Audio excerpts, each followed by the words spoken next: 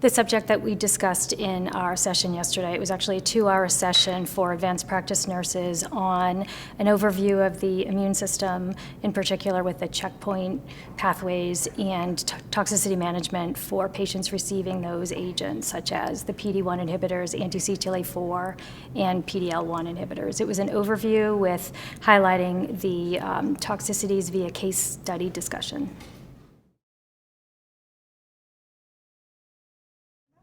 Sure. So the case studies that we talked about yesterday, there were 3 case studies that we discussed. One was a case on cardiotoxicity, so toxicity specific to the heart that can evolve through immune checkpoint therapies. We also discussed one on colitis and one on an endocrinopathy, specifically on a adrenalitis or inflammation of the adrenal gland. So we chose those particular case studies because we thought that they would be typical of something that an advanced practice nurse may have to manage. We described the common presenting symptoms, what to look for in terms of testing, what blood tests to obtain, what type of imaging, and then we also talked about the role of the advanced practice provider in managing those patients. The third case that we chose, the one on the adrenal gland inflammation or adrenalitis, we chose because the endocrinopathy toxicities are challenging to many providers because it's not something that we usually deal with in oncology. And since the evolution of these checkpoint inhibitors, we've learned that the endocrinopathies or the toxicities related to the endocrine system are quite common, and advanced practice nurses, physicians all need to be aware of these and have a high vigilance for looking out for potential symptoms that may be indicative of those particular toxicities.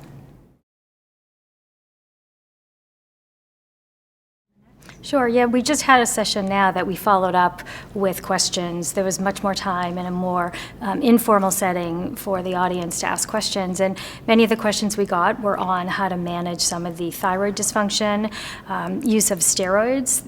Is that allowed? Can you put patients on steroids beforehand to prevent some of these symptoms? So we discussed that in more detail, and we talked more about the logistics of managing these patients, and it can be challenging for many. Many nurses are not familiar with the common presenting toxicities or symptoms that are indicative of toxicity, and so there was a lot of back and forth about practice, how I co-presented with Laura Wood, another advanced practice provider, and just among ourselves, we managed some of the toxicities differently. We discussed how there's not necessarily a right or wrong, and really went into depth and described the algorithms that are available in public domain to use to guide your assessment and management of these patients. Sure. One of the questions that we often, Laura and I give a lot of presentations on this topic, and one of the things that we've learned is that grading toxicity is not something that's common to most providers. If you've been involved with clinical research, you're familiar with how to grade toxicities. And so we described the common toxicity criteria, which is known as the CTCAE, and we talked about the utility of that in everyday practice and how it's something that providers caring for these patients receiving immunotherapy should be familiar with, because it's a phenomenal tool that can help with properly diagnosing and steering you to the correct intervention for that particular toxicity.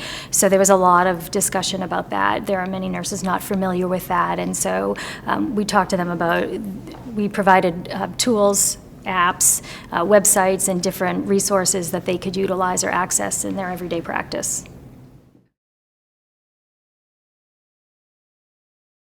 Laura and I co-presented on behalf of both the Oncology Nursing Society as well as the Society for Immunotherapy and Cancer, or SITC. This was the first time we've done this kind of co-sponsored program. SITC is a wealth of information for immunotherapy specifically, and so we're sharing resources and tools to enhance clinical practice, and so this was, we think, a great success. There was a lot of attendees, and so it's a great way to highlight both of the resources available to both organizations.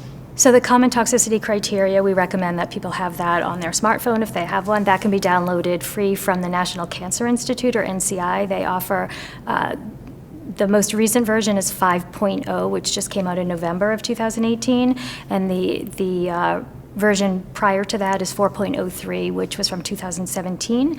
The available app right now, think just came out a couple of weeks ago, and I do recommend that that is downloaded onto your phone because it's a terrific resource.